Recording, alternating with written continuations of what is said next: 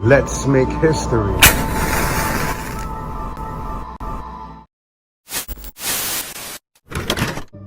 My first experience in coming into contact with crack was actually because around maybe 87 or 88, I had began to take, notice in the drastic changes my parents had or were going through at the time. Doing drugs was basically like a social thing.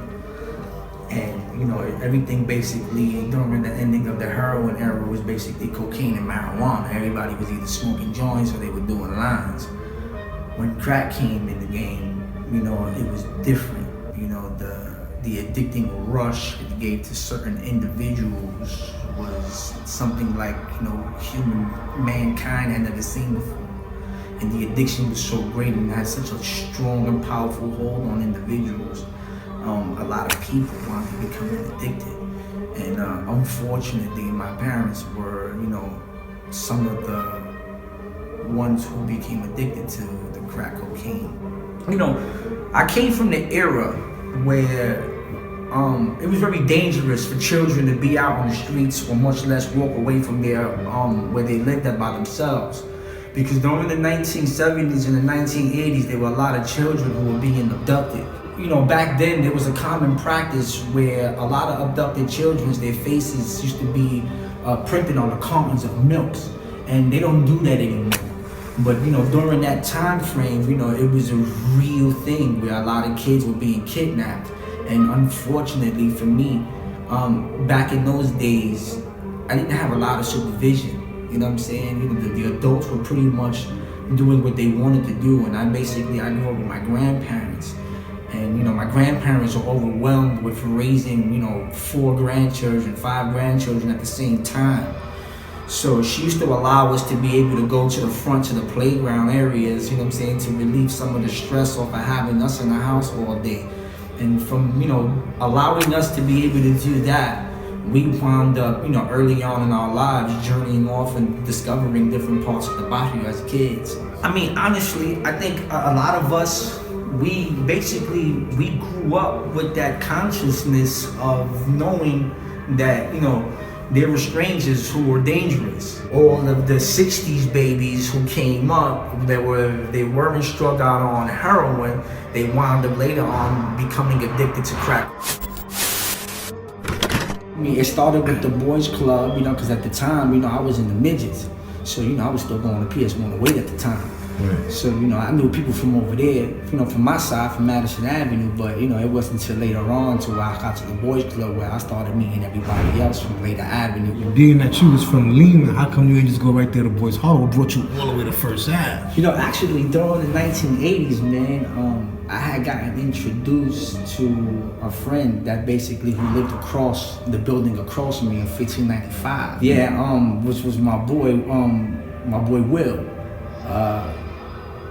When we got together, he was more familiar with those, further blocks because, his dad, famously played stickball. That's how he got, okay, and, his stickball club was on 2nd Avenue. Yeah, he was a part of, if I'm not mistaken, he was a part of the Minotaur stickball club, which is not there anymore. And that's big in the Barrio, stickball. Stickball was one of the main key sports in the Barrio. I mean, that goes back to the 1930s. And I remember the Red Devil was on them 115. Let me tell you, the stickball games, some of those games were epic. And going with him, over to go see his dad and stuff, Will introduced me to the boys club.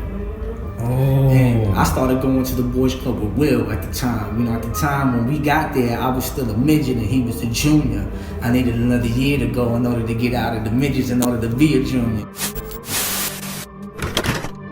East Harlem in the 1980s, as described by some of the people who live and work there, a vibrant neighborhood known as El Barrio, influenced by Latino communities that have shaped its identity and character to this very day. 116th Street, an area of Spanish Harlem known as the Commercial Corridor. The year, in 1986, the block, as you can see, bustling with businesses, business owners, immigrants working hard to establish their roots, and shoppers coming from both near and far to eat and shop.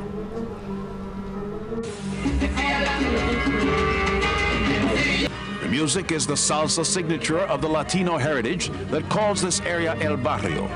And for thousands of the city's Spanish-speaking citizens, our block is the closest thing to the old island traditions you'll find in Manhattan. It's the main commercial corridor in East Harlem.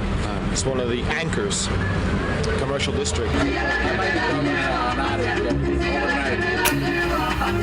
It's a beautiful block with beautiful people. Cristina Barrio inherited the Casa Latina music store from her father. People think because we're in East Harlem, we only serve people from East Harlem. People come from all over here. What do you buy around here? Meat, clothes, fish, anything. Anything. It's a good area for shopping? Yeah. I wouldn't say it bad at all. Really? Do you live around here? No.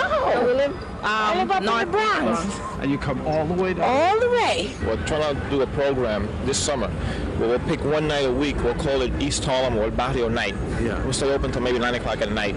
All this talk about changing times in our block reminds me of growing up around here. At one time, this theater was 11 cents to get in, and you got a comic book, a double feature. Well, those days are gone forever. But there are those who remember them. I'm Harry. Yeah, Harry. How long have you been here, Harry? Quarter century. Say again? A quarter century. That's the same as 25 years. Yeah, something like that, yes. Oh, my goodness. Yeah. And what you been doing? I'm selling shoes.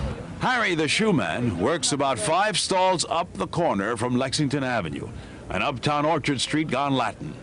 An immigrant Polish survivor of Nazi occupation, he remembers what our block was like a generation ago. The young generation didn't want to come in here anymore. I see. Yeah, so that was this. It's almost the end of our era. That what I forget this. You got some very good shoes, and they're very reasonable. You could get stand a better play here than going to Alexander's or Bloomingdale's. You know, you Plus, you've lived in the area, you save car fare. You stay right here and buy it. Keep the money right here in Harlem. But despite progress, our block does share many of the city's problems. And I'll take you around 2 blocks either way. You'll see cokeheads, you'll see crackheads laying all over the place. But that's not a problem in East Harlem. That's a citywide problem. We have a little colony of homeless folks that sleep across the street. Some folks who beg for cash over here. Yeah. It's just like the rest of the city, the good parts and the bad. But it's commerce that has kept our block alive and looking to the future. But there's a lot of hope here. Leave your thoughts in the comments. Don't forget to hit that like button. Subscribe to Will Flores TV on YouTube.